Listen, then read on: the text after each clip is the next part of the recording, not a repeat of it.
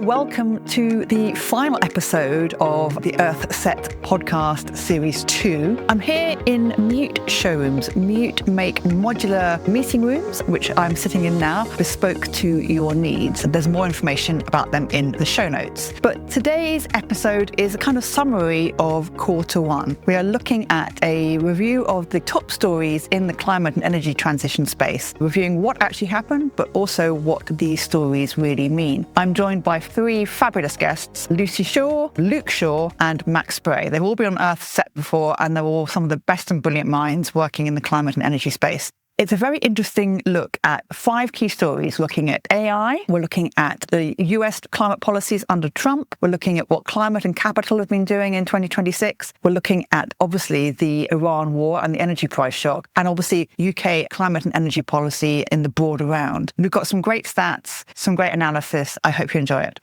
Welcome to the final Earth Set podcast of season 2.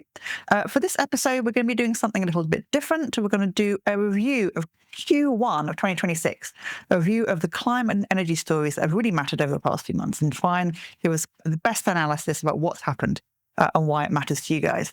We're going to move quickly through 5 topics, look what actually happened and ask what it means now. I'm joined by 3 incredibly excellent guests who have all taken part in previous Earth Set events. Lucy Shaw, who is an energy analyst and advisor at Border Management and has her own superb podcast. Luke Shaw from Project Tempo, working on politics and public sentiment around the transition. And Max Bray, a partner at Kindred Capital, focused on venture investing across deep tech and energy. Thank you all very much for joining us. So we've got 5 topics and not much time, so we're going to get straight to it. First off, let's look at AI. Because before the Iran crisis took over the headlines, AI and data centers were probably the biggest story of the quarter. There was hyperscalers planning extraordinary levels of investment.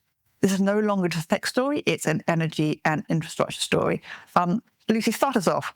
Why has AI become such a serious energy story? Yeah, so I used to work at Blackstone, and the data center assets used to sit within the real estate team and the infrastructure team. And I think there was this perception that data centers were a massive warehouse to be filled with infrastructure, and they were treated like a real estate asset initially. But the way that we talk about data centers is in their power demand. And so when you quote a data center size, it's in megawatts.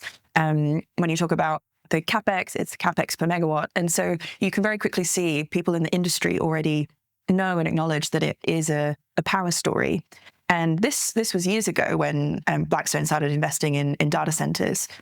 And what you're seeing now is the infrastructure coming up against constraints on grid connections, and not just constraints on the electricity infrastructure itself, but on the energy generation that's required for these data centers to function. They have a very high uptime requirement, not just because of the way data centers have historically been used, where they required ultra high reliability and low latency for customers, but because they want to get good utilization out of the enormous investments that they're putting into the ground. And so you have this requirement for highly reliable data. You have this increasing speed for which we want to get data centers connected to the grid. You have grid systems in places like the US and the UK that have not been growing at a massive pace, and in fact in the UK have been declining. And so they're not prepared for this massive increase in power demand from data centers. You're not hearing, for example, the same drama in China on getting data centers connected to the grid and the constraints that are stopping them from doing that. And so you've got a political system that has not been optimized around the expansion of the grid and this massive expansion of energy demand. You've got an infrastructure system that really wants to build, and tech companies are really demanding them to build from increasing demand from AI. And it's now this system where energy is the binding constraint for getting data centers online and connected. Max, how much of this build out is really happening? What's the kind of scale? What kind of scales are we talking about in terms of what these tech companies are looking for? Yeah, I mean, it's insane, right? Like Alphabet, Amazon, and Meta are saying they're planning over $660 billion in AI infrastructure spending globally in 2026. And Ofgem alone in the UK says there's 140 proposed data centers that are seeking grid connections, totaling around 50 gigawatts. Now, the key stats here are, one, UK peak demand is 45 gigawatts. So this is already bigger than the whole of UK peak demand. And if they were all built, which they won't be, data centers alone would consume more electricity than the rest of the country combined. I think the interesting thing to think about here is, to your point, is grid interconnection, right? Like that could, in theory, scale. If there's enough money behind it and there's enough energy, you could imagine that happening. But a lot of these projects will never be built. Like, the real issue is that these speculative applications are actually clogging up the grid interconnection queue. And obviously we know that, like, UK new towns, renewables projects, like offshore wind, anything like that, we already have these grid interconnection problems. And the rubber hitting the road seems to be how we're going to scale electricity demand alongside supply, and then what portion of that these data centers provide. But I think it's very, very unlikely that that 50 gigawatt number comes to reality. Luke, how is this landing politically? Are people aware this is an energy issue? What's the kind of sentiment out there about this? I think in the US, you've got a toxic combination of rising electricity prices. So last year, depending on the study you look at, US domestic prices rose between 5 and 7%. And part of that reason was due to greater electricity demand from data centers. You've got local opposition to new infrastructure projects, particularly in rural and suburban areas. You've got love-in of big tech with the Trump administration, which is, in fairness, the way that big American companies need to operate under this government. And you've got the start of AI-driven layoffs. So that's making AI an electoral issue in the US in a way that it just isn't in Britain or in Europe yet. And part of that reason is that we've got these hard constraints on infrastructure. You look, for example, at Britain's energy supply per capita, and it's been tailing off over the last 10, 20 years and approaching the level more of a middle-income country than a high-income country. So it's not just we've got the highest industrial electricity prices in the world, we've also got falling energy supply per capita, and those provide a hard limit on the kind of infrastructure build-out that we can do here unless something changes. This is all fascinating, but I suppose as we are Earthset and we are fundamentally looking at things from a climate perspective, my kind of like summary question to all of you would be, so is AI demand a threat to decarbonisation on our timelines that we have set ourselves, or will it force a faster build out of renewables? I mean, personally, I think it's a massive threat, right? Like, it's not an innate priority of Alphabet or Anthropic to do what they're doing cleanly. So there might be second order consequences of greater renewables rollout alongside more data centers. But I think we were talking before the podcast, and I'd love to hear your thoughts on this, that a lot of these data centers that are being built are not clean. And maybe that UK stat actually that you have would be helpful here. Yeah. So I think I agree that it's not going to be a good story for the climate. Ketan Joshi is someone to follow if you want any myth busting on the illusions of AI being positive for the climate. But the specifics on, for example, US is that gas is going to be a major supplier for data centers there. Australia is also talking about even coal supplying data centers, where a large portion of its grid is still coal-based. China, large portion of its grid is coal-based. And I think the interesting thing here is the grid is the binding constraint, where you can actually get renewables projects, in many cases, but not all, permitted faster than you can get a grid connection. In the UK, there's rumours that you can get a gas hookup faster than you can get your grid connection. And so if you can build a gas plant faster than you can get an electric grid connection, you might build your data center off-grid initially with a gas connection, which is what 30% of data centers are planning to do already in the US. This would be pretty bad for the climate. It would also be pretty bad for the electricity system, because you're not then getting the benefit of averaging of pricing, of demand matching supply. I think there are ways that data centers could be positive for the climate, and even positive for grid management in terms of being having a variable load, being able to turn off in disasters and use their backup power in a way that other large industrial loads can't. But for now, I think it's very much a negative story. And the UK still hasn't even grown data center demand beyond 2% of electricity. It's at two or so gigawatts here. And we're so much earlier in that challenge than the US is. Yeah. Anything to add to that? If not, let's move to the US. And let's stay in the US, because I think AI is part of just only a much bigger shift there. So this quarter, the US has pulled out of the Paris agreement again. And this is alongside a broader rollback in climate positioning. But I suppose the question really here is not just politics, but what then happens in practice. But Luke, just set us out, what's been happening to the US climate policy, just to kind of remind us what the Trump administration has done.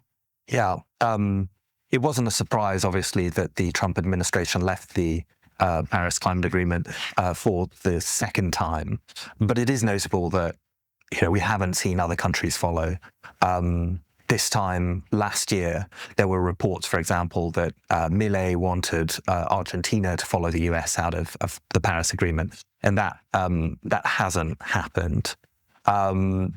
More generally, Trump's energy policy is all about creating American energy dominance. And if you can tear down some of the rules and regulations, especially the environmental ones on the oil and gas industry, you'll see massive expansion in production, and you'll see prices fall. And I don't want to jump ahead to the discussion on Iran, but obviously we haven't seen that on the campaign trail in 2024. As I remember, Trump promised to cut people's electricity bills in half, and as we were just discussing, they've not been cut in half. In fact, they've been going up. So on its own terms, I think he's running into some challenges. What's happening on the ground, Lucy? Is his policies affecting renewables deployment? In some ways, I would say on the ground, there is the increase in demand that is driving up electricity prices from data centers. But his pro-oil, gas, and coal policies are also part of increasing prices.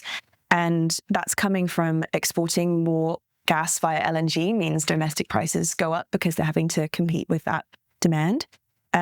He's also protecting coal plants. He is mandating that old plants stay open, which adds a cost to the system. By my calculation, this J.H. Campbell plant, for example, is adding $100,000 per worker or more for every one that it supports per year, in addition to their salaries. And this is being spread into energy bills. And so his policies to keep coal in business have increased coal demand, but they come at a cost. Same with his policies to support oil and gas. And it's not pro-worker because he's also unraveling safety protections for those people. It's not pro-health because he's also reducing the particulate regulations, which mean that air quality goes down. And it's not actually helping with energy bills. He's got rhetoric around offshore wind farms. He hates them for some reason because they destroy the view, perhaps, from his resort properties. He also was the obsession with bird killing as well. He's obsessed with killing birds. Oil and gas kills more birds via the environmental impact than offshore wind does. And he's now giving up money that could have gone to US taxpayers, $1 billion that Total was paying to the US government for the right to build offshore wind. He said, nope, have that back. I don't need that money for US taxpayers. You don't build offshore wind and invest somewhere in oil and gas instead. I think there is still demand for solar and wind projects onshore. And it is a cost imperative because as costs from coal and gas go up, you do have more demand from solar and wind because it's cheaper. So that will still continue, and that predates Trump, and that doesn't need subsidies. The IRA certainly helps, and the IRA was actually targeted more at Republican states than it was Democratic states, so they're feeling the pain from it going away.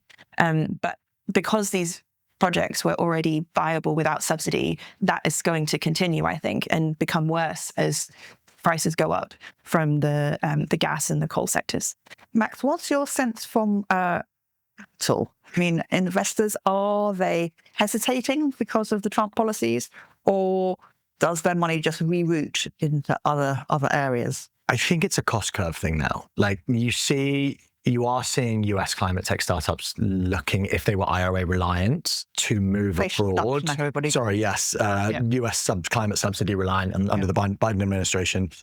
But like, I think the key stats that everyone is aware of is like I've just got them here, but like 91% of new renewable projects globally are now cheaper than fossil fuel alternatives, right? Like solar and battery storage are continuing to grow even in the US. Yes, US clean energy investment did drop late 24 into 25 and probably through 25, but global investment's hitting record highs. And I think this is the interesting split, is like now it's a split between politics and economics. And it's not that they're interwoven. They're not interwoven, they are, but even in an environment of hostile federal policy, the market just doesn't care enough. And that's why I think, to your point, this feels so insane from the US, because it's like cutting off their nose to spite their face in that sense. So there is actually huge opportunity here, especially in red states, right? And I think we see that from an early stage perspective of, we can talk about it a bit in the capital section, but climate tech doesn't look like it did in the kind of heady subsidy-driven days of 2022. But if you have something with great unit economics and fundamentals, there's just as much, if not more, appetite to invest in it than there was 5 years ago. So I think you just answered my question, which is, does Trump still materially affect the direction of the transition, or is the system basically now more resilient to the politics? But I think your answer is probably that actually when the price is right, it's resilient. Yeah, I suppose the only concern for me is the exponential temperature rise curves that we're on and what a short-term shock does to long-term trends. So, for example, if we have like a 2-year or 3-year, US goes back to the dark ages and like behaves as they do, and the world keeps rolling out, but that the marginal loss in renewables rollout in the US that happens as a result of hostile policy, because it's such a monstrous economy, and the signaling that gives to the Malays of the world or your maybe more repressive regimes.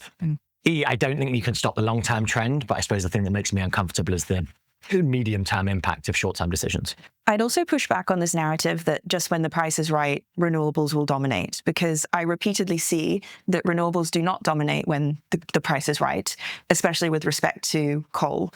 And that is, I see as political factors. We have solar and batteries that can be as reliable and dispatchable as coal and are cheaper in India, which is the world's second largest coal market. China is the nation with the most incentive to switch from coal to renewables and batteries, because they manufacture all of the renewables and batteries, and yet they still also are building new coal plants and continue to use a lot of... Why is that? And so I think it's political. There's an energy security argument, not just because you're under threat, but because you want to be able to access the energy within your own borders without any trade exposure. There's an import substitution argument. So if you value your currency and you want to boost the value of your currency, then you might favor local fuels, which 5/6 of coal use is domestic. Mm-hmm. And then there's a political drive for protecting jobs. Even though they're going away from mechanization, it's still quite salient as a narrative. And related to that narrative is this cultural connection that countries have with coal. And I see it all around the world. Australia, the US, India, China, and even the UK, we still talk about the heroic coal miner. There's 44,000 coal mining jobs in America. And yet it is such an electoral issue that Trump campaigns on, because it has resonance across a lot of industrial workers. And I think that's what's related to this question of, is Trump rolling back climate policies harmful? It gives cover to any country who wants to prioritize these other benefits that fossil fuels have. If they're saying, well, energy prices are not the only thing that we care about our local industry. And we care about all these other political factors that benefit us. And we're happy to have people pay slightly higher energy costs as a result. Yeah. We slap up the cultural on that area, clearly. Max, can we keep on with this capital decision discussion we were having? Because I'd like to move, particularly with you, into this kind of pressure versus progress topic with the investment that's going into the climate sector. We're seeing quite mixed signals. We're seeing strong growth in some areas, less in others. Could you just give us a snapshot from the investment perspective? Like, I think obviously include 2025 because we have much of 2026, but as well as what we're seeing so far in 2026. Yeah, so caveat is that the data is really patchy, right? Especially in startup world, which is my world, because we have the monikers of climate tech, clean tech. We obviously have renewables infrastructure. We have broader energy technologies bundled onto this. And that's before you pull apart, which I think is a whole other question, what's public funded and what's private, which kind of distorts markets in a bunch of ways. And the way that those deals are done, e.g. over multiple years.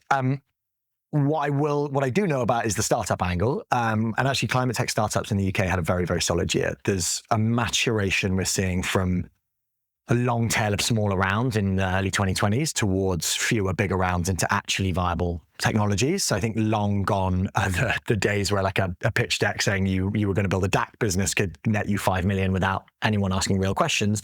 But if you're now building a viable DAC company, so a direct air capture company, you can actually raise a huge amount of money. A couple of stories that I think are really interesting.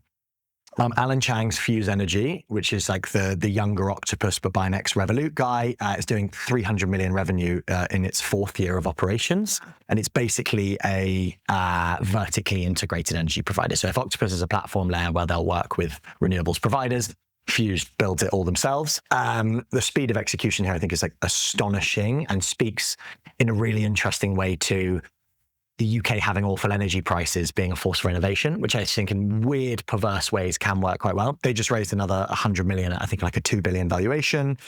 Another one, which I know we're going to talk about in a minute, is a company called GridServe, which raised another 100 million to keep rolling out EV charge points, electric vehicle charge points.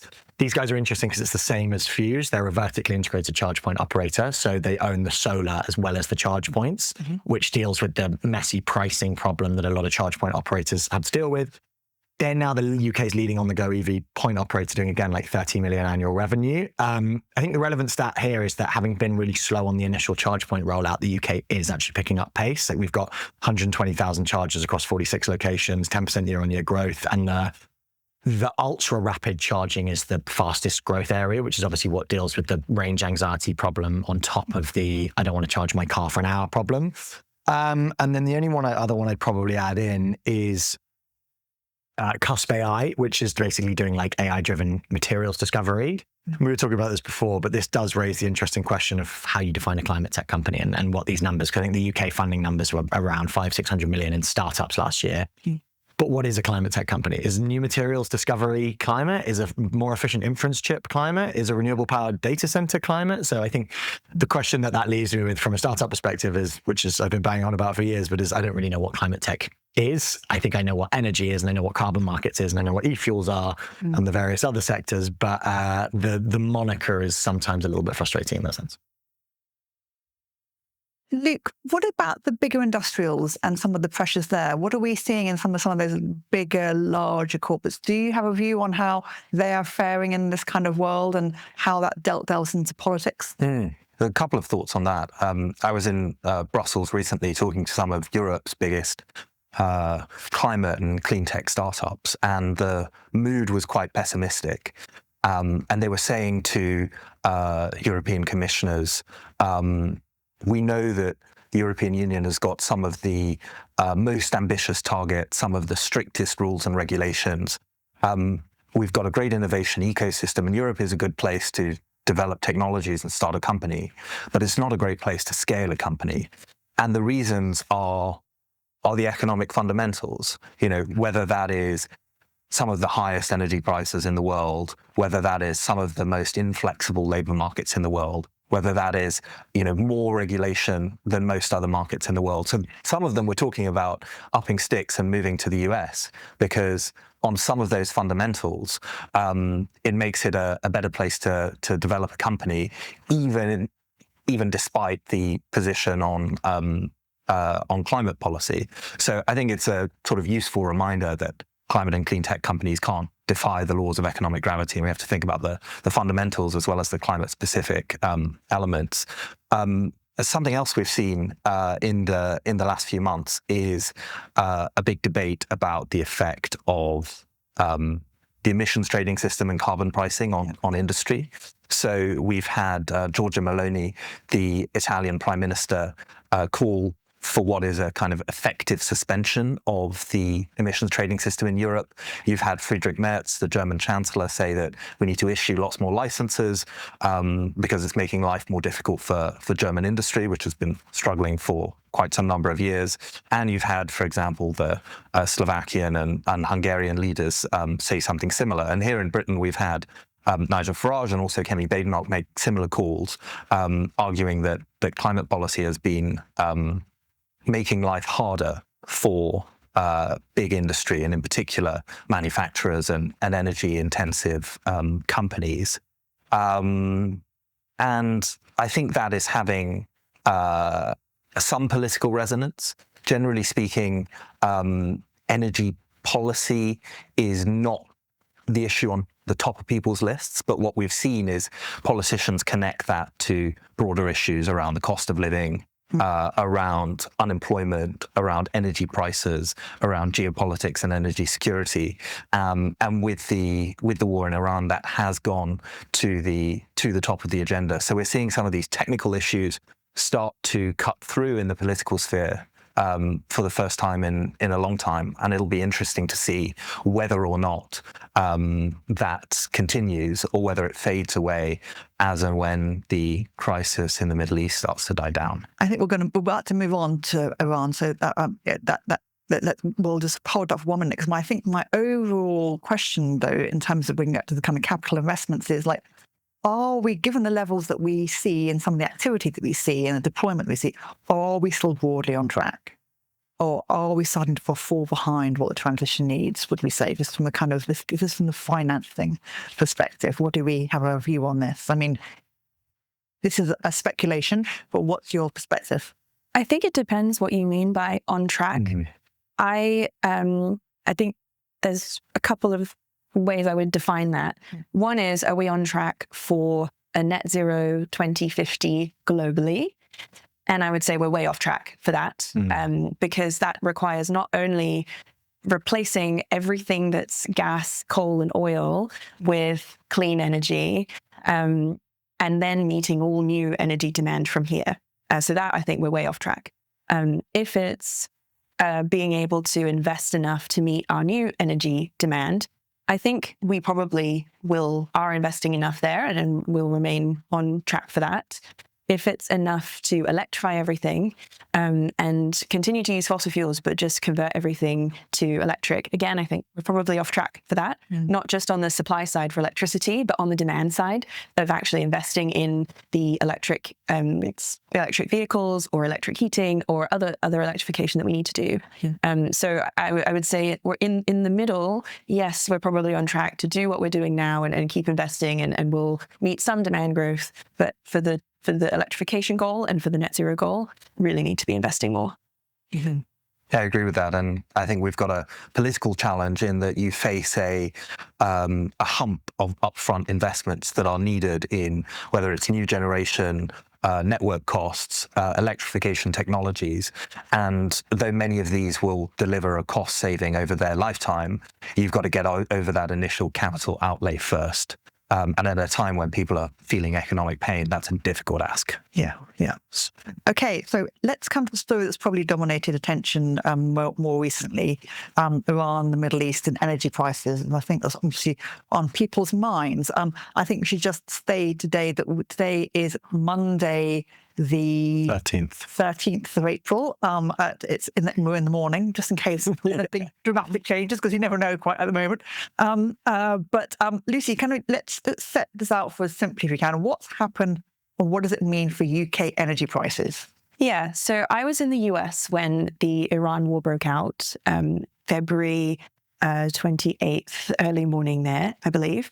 And I went to a conference with some European ambassadors who were speaking to us. And the commentary was very much like, how will this affect Europe? Of course. And thinking through Russia, how it affects oil prices, how it affects their ability to fund their state and also their war effort in Ukraine. And so like, that was my framing when this all first started, was like, wow, we're in the US. It felt like a quiet couple of days until it really hit the markets on Monday morning. And I think what's interesting is how the Iran war has permeated through markets and also supply chains. And those two things have happened differently.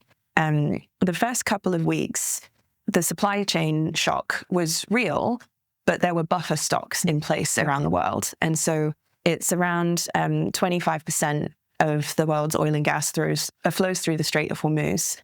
Iran's contribution to global oil and gas supply was not the big issue. It was everything that goes through that choke point. And that affects everything from the oil and gas itself to the ancillary products that use oil and gas. So fertilizer being a big one that's come up, that 70% of the world's fertilizer depends on gas. And we all need that in our food. The remainder is made using coal and renewables. So, and most of that is coal, by the way, not renewables. And so you're starting to see then the impact as the war goes on. Now we're 5 or 6 weeks in. At the 4-week mark was when markets really went crazy, because that's when the supply shock actually starts to bite, when you don't have backup supplies. In the coal's example, you can have coal sitting in the yard for a month and that's how much stock you can just have. You have that buffer stocks for oil and gas, but we're getting close to the edge of where we need to be. And so prices have now gone up to what we call demand destruction levels, where they go up to reflect cost initially and some constraints. But then when you actually physically cannot deliver oil or gas, you need people to not want to use it. And that's when you go to quite extreme levels of cost. And so it's not necessarily the cost that's gone up, it's just physically you don't have access to it. And you're starting to see governments intervene, rationing certain energy sources, going to stay-at-home orders like we had in COVID to reduce energy use, making sure that some sectors have access. So cooking at homes is prioritized over using gas for other uses. And it's quite a big shock. And what I find so surprising in the UK is we haven't yet really been feeling it. And prices have gone up at the pump, but prices for oil have gone up for homes that heat with oil. And so I don't want to diminish that some people are already feeling those impacts. But day to day, living in London, we haven't been in panic mode yet. No. And our government hasn't been putting us in panic mode. Deliberately. It's a good thing. You don't want to have people panicking over energy shortages and causing queues at the pump when they don't exist yet. But in the background, they are just like, well, I'm presumably planning for how you meet supply like that. In the background, presumably planning for how you manage these energy price shocks. People still have money to be able to buy solar panels. Octopus has seen a 50% increase in solar panel purchases now. And people are looking at getting EVs, so there's money to invest in that as a way to insulate themselves from those shocks. I think the big issue will be how you insulate people who can't afford to buy new technologies. 60% of people in the UK are on the variable price cap, which is our variable energy bills that go up and down every quarter. We started the year with energy bills at around £1,700-1,800 for an annual bill, which is more than 50% up since pre-Ukraine war. And they haven't come down since the Ukraine war. Haven't come down to pre-Ukraine levels since the war.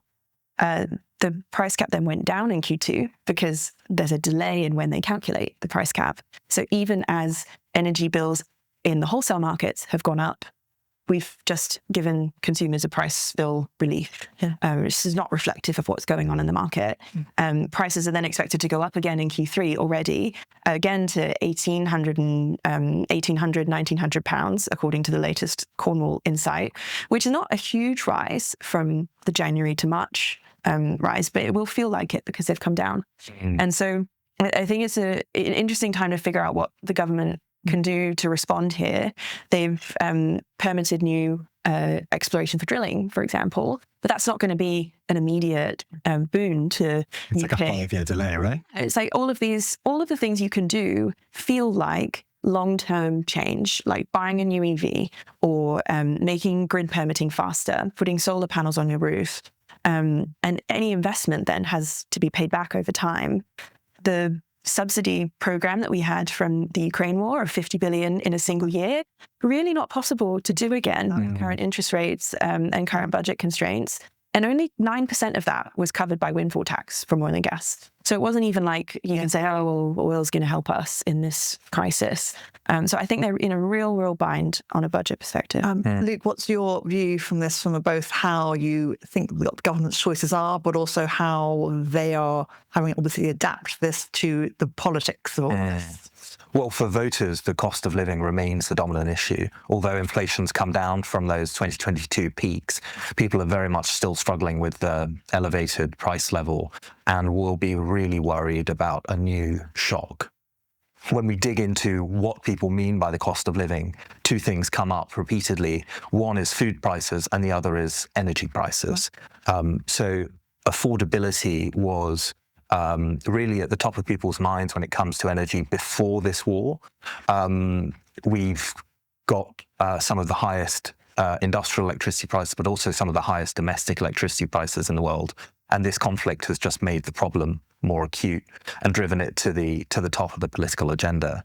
I think that short-term cost is not only the biggest economic barrier to the electrification we've been discussing, but also the biggest political risk to the energy transition in Britain and in Europe. Because the risk is that if prices stay high, people will say, well, I support renewables in principle, I support the transition in principle, but I just can't afford to keep paying these prices. Something has got to change. I've tried this approach, I've tried these guys, I wanted it to be true, but we're going to have to try something different. And, Project Tempo's research shows, for example, in Britain, 71% of people say the cost of living is a priority for them. 68% support building new wind in Britain, 69% support building new solar. But if you say, will you still support renewables, even if it doesn't cut your bills, that number drops to 17%. Wow. 17. So reducing cost is not optional. It is a key condition of success for the politics around the transition. And maybe just to add to that quickly, one of the things that I feel like I've been feeling or reading a lot is how that relates to industrial energy prices and the stories that creates about the death of British industries. So obviously steel being the most high profile in the last couple of years. I think glass is another one that is directly affected by energy prices. And then the one that I find personally makes me just quite sad is the potteries. So the whole of the kind of Stoke potting industry. So in 1984, there were 66 potteries in Staffordshire that employed 300,000 people.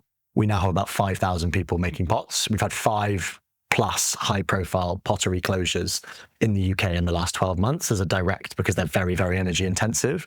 And from a steel perspective, we're now the 36th nation worldwide in steel production, despite being a top 10 economy. So there's I think to your point, when people see those headlines, especially to industries that feel like Stoke, like the connection with the football team, a very kind of British industry that feels quite emotive and feels directly linked to energy prices, which is, I think, broadly something that people don't necessarily fully, I don't either, right? But have a full picture and understanding of actually, can you drill more? How does renewables rollout work? When you see high energy prices killing British industries, I think it starts becoming more toxic an issue.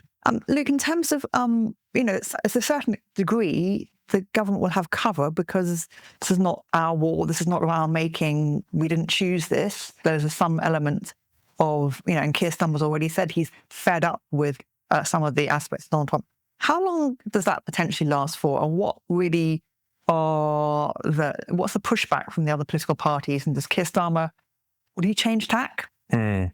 Well, the Labour political machine, I think, thinks they're onto a winner with the Prime Minister's handling of this war. The local election political broadcast that the Prime Minister did was all about his handling of the war and not about local issues. And he's turned this into a stick to beat both Nigel Farage and Kemi Badenoch with.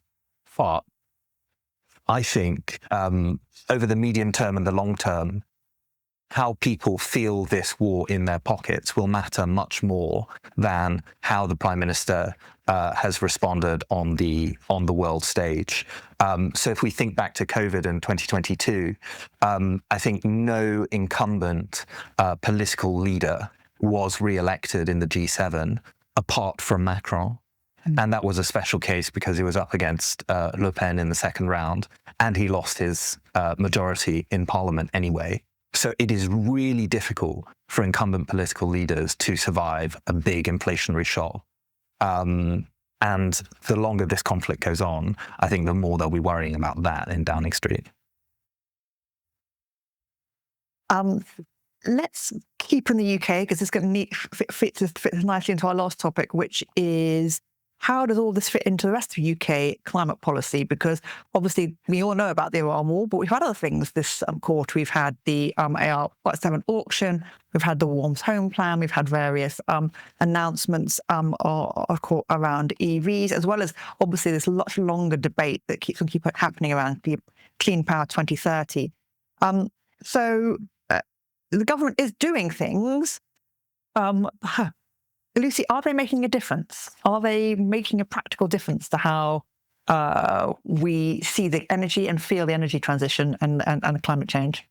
Yeah, so it's worth noting that the government's been in office for less than 2 years, and energy infrastructure build takes a very long time to progress through the system. And so I think it would be unfair to expect all of these new projects to have commissioned in that time. But a lot of projects have commissioned. I think it's the policies that they're pursuing are now feeling like both cost of living and energy security. And sometimes those things can be in tension. And an example I'll give for that is the contract for difference. So they had a record-breaking contract for difference round earlier this year with a large portion of AR7. This is AR7. Yeah. This is the government's scheme where they agree a fixed price that goes up with inflation with renewable energy generators. And they agree that for previously 15 years, now 20 years. And so if you're a company building, you'd love to have a contract, and your investors would also love you to have a contract. And so it is part of driving investment in the energy sector. Contract for difference by 2030 will make up about 44% of all UK generation. So we'll have fixed prices and less volatility in that generation.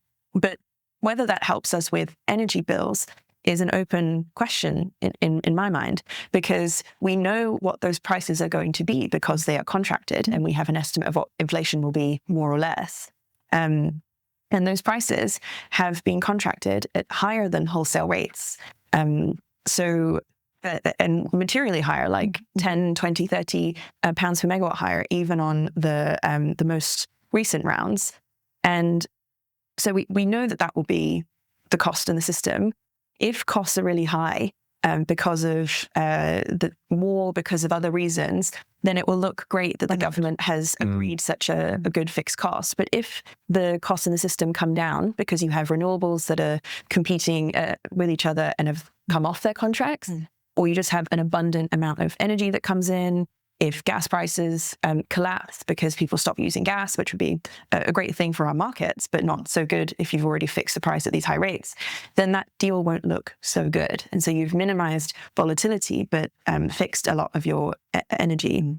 It would have also reduced our import exposure, and we're continuing to do that. The UK's import exposure, by my calculation, was at its highest in the electricity system in 2013, when it was just under 50% of the UK's electricity was exposed to imported fuels or interconnections. Now it's only 22% exposed to imports as of, 29% exposed as of 2024. So that has come down. And it's also our exposure to fossil fuels is about the same, has come down, but the total exposure of imports and fossil fuels in 2013 was about 70%. And that's come down to just over 50. And the reason that's important is because of the way fossil fuels set the prices. Even if you have them domestically or don't import them anymore, if they're globally priced, then it influences your energy system. And contracts for difference and renewables generally can help you to deal with that problem. And so I think the government's doing a good thing by prioritizing those, in the sense that it reduces your dependency on imports, it produces more predictability in your energy system.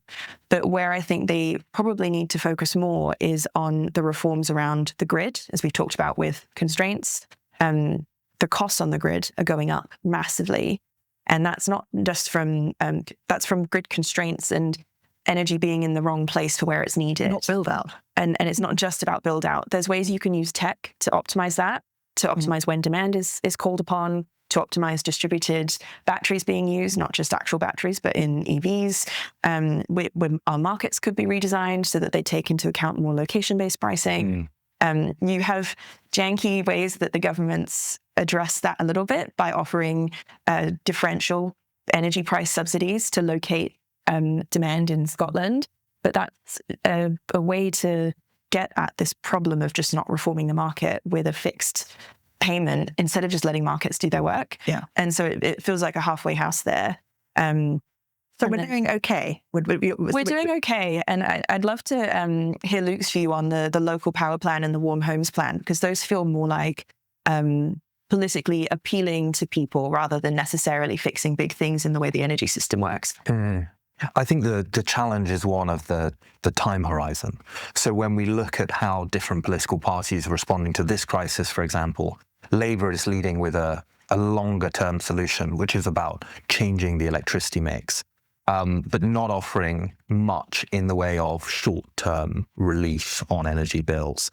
Meanwhile, the opposition, whether Conservatives or Reform, for example, are leading with short-term solutions about removing VAT on energy, about abolishing carbon pricing, but it's not clear what the long-term policy position is from either party when it comes to the energy system.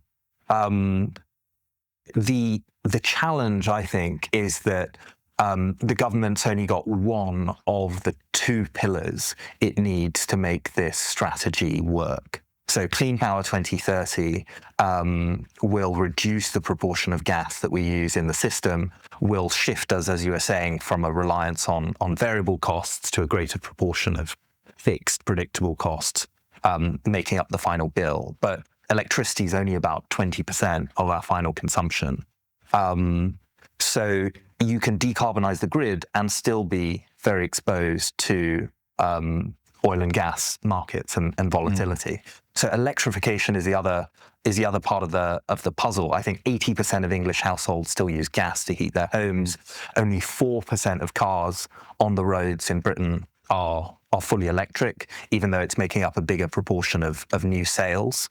So if the government wants to rely more on clean homegrown power, it's got to look at changes to the electricity system, but it's also got to look at electrification. And something like the Warm Home Plan, which is this £15 billion plan to support home upgrades to both decarbonise buildings, but also help take money off people's bills, is, I think, an attempt to start doing the consumer side of the electrification piece. And the government is committing quite a bit of money to it, which I think shows their commitment to this agenda, because it's not necessarily the area where you're going to get the most political bang for your buck. If you were going to ask, how do I spend 15 billion to get the most votes, supporting home upgrades and solar panel installations and insulation isn't necessarily what you'd pick. But I think it shows that they do care about this. I think the challenge around that is probably going to be delivery. So when we look at the track record of home upgrade schemes, for example, for those who followed the ECO scheme, the energy company obligation, which was a previous way of supporting home upgrades, had an enormous failure rate, including really shoddy installations that have cost more to fix than they did to put in place, quite a high level of fraud as well. So I think these are just structurally difficult to administer because you want to avoid public money going to cowboy builders that don't achieve what you want. So you need to put in difficult accreditation schemes and checks and balances.